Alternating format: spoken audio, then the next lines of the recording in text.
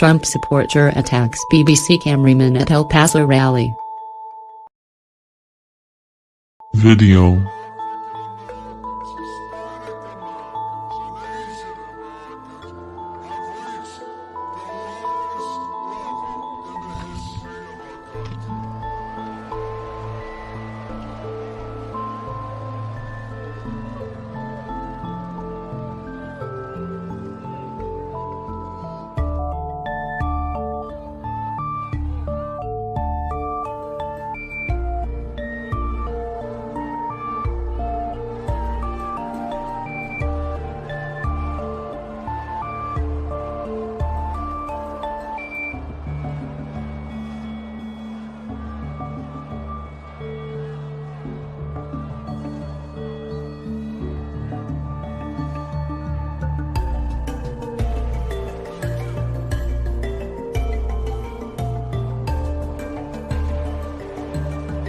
It came from his blind side. I didn't know what was going on. Mr. Trump saw the attack and confirmed Mr. Skeens was well with a thumbs up after it happened. The president has had a fractious relationship with the media from the very start of his time in office. He has claimed journalists are the enemy of the people and slammed the fake news for reports he deems unfavorable. Mr. Skeens said the man almost knocked him and his camera over twice before he was wrestled away by a blogger.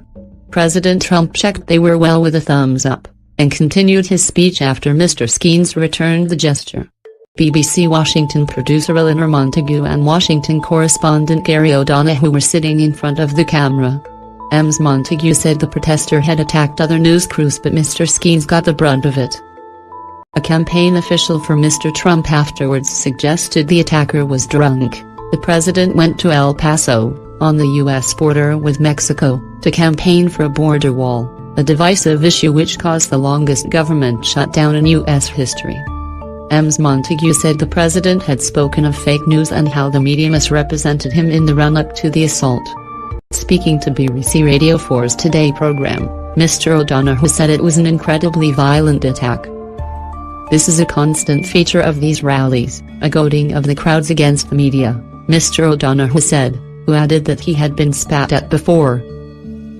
Last August, UN experts warned Mr. Trump's attacks increased the risk of journalists being targeted with violence, calling his rhetoric strategic.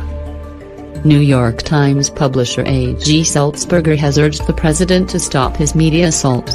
CNN meanwhile filmed supporters of Mr. Trump yelling abuse and swearing at reporters covering a rally in Florida last year.